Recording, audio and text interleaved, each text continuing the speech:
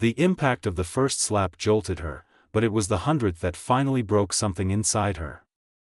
Under the cold glow of the kitchen's overhead light, Emily dropped to her knees on the polished hardwood floor, her cheek throbbing, vision blurring, and breath trembling. She stared at her trembling hands while her husband, Derek, stood towering above her, not with shame or regret, but with a chilling emptiness in his eyes. And standing casually behind him, leaning against the marble counter with crossed arms and a mocking smirk, was the woman who had convinced Derek to destroy everything he once claimed to love, his mistress, Vanessa Gray. In that moment, with her head pounding and her body limp, Emily realized that this was no longer the man she married, this was a stranger, and she was trapped in the wreckage of a life she no longer recognized. If you believe in kindness, second chances, and the courage to rise after heartbreak, please like, comment, share, and subscribe to the channel. Your support helps these stories reach more hearts. Emily had once built her world around Derek. She believed in him, trusted him, supported him through late-night projects and failed business ideas. She gave him everything she had, her loyalty, her savings, her time, her love. But when Vanessa, a wealthy real estate executive with sharp confidence and colder motives, entered Derek's orbit, everything began to unravel. Vanessa stroked his ego, promised him opportunities, and fed him lies about how Emily was holding him back. Slowly, Derek withdrew, his warmth replaced with frustration, disdain, and then outright hostility.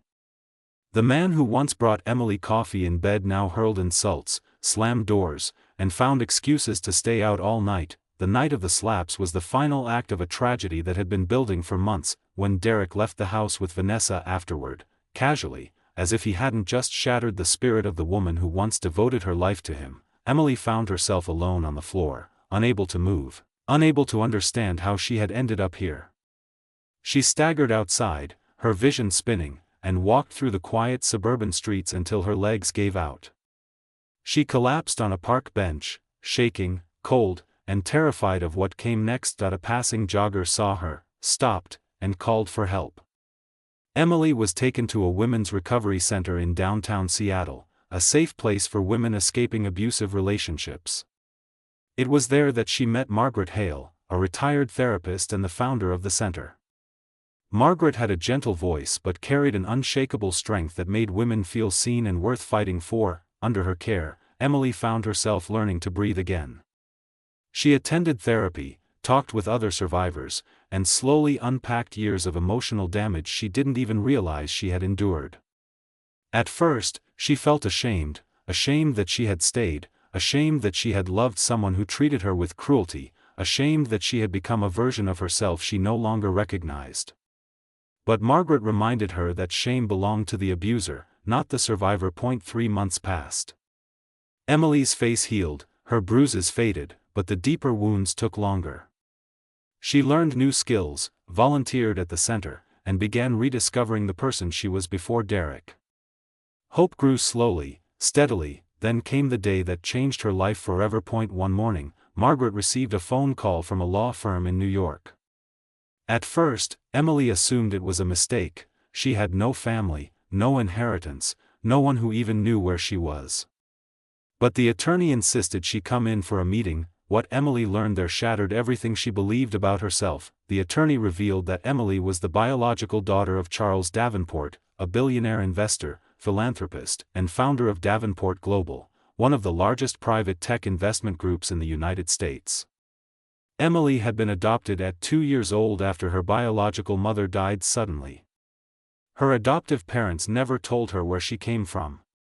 Davenport had spent nearly a decade searching for her, but when he passed away, he left his entire estate and corporate shares to her, the daughter he never found, believing she might one day appear, and she had. Emily sat in the glass-walled office, breathless, speechless, tears streaming down her face. She wasn't the broken woman Derek left behind. She wasn't abandoned.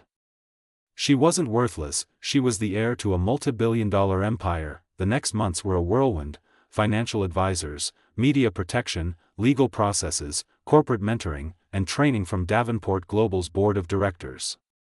Emily moved to a penthouse in Manhattan, enrolled in business leadership programs, and began stepping into her role as the company's future head. The woman who once cried on a park bench was now learning to run a corporation, but Emily didn't return to destroy Derek's life.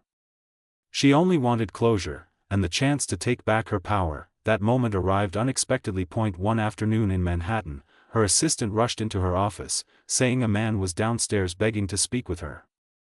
Emily walked to the lobby, heels clicking against the marble, confidence radiating from her like a new skin she had grown from her scars. The moment the man turned around, she felt the air shift. That it was Derek, but he wasn't the arrogant, self-assured man who once dismissed her pain. This Derek was unshaven, unsteady, his clothes wrinkled, his eyes desperate and hollow. Vanessa had drained him, financially, emotionally, publicly. After using him to funnel illegal funds and gain insider access, she left him behind and disappeared to Europe with another wealthy target. Derek lost his job, drowned in debt, and had nowhere left to go. Now he stood trembling in the lobby of the company that Emily, the woman he had destroyed, now partly owned. He fell to his knees the moment he saw her. He begged, choked on tears, tried to touch her hand.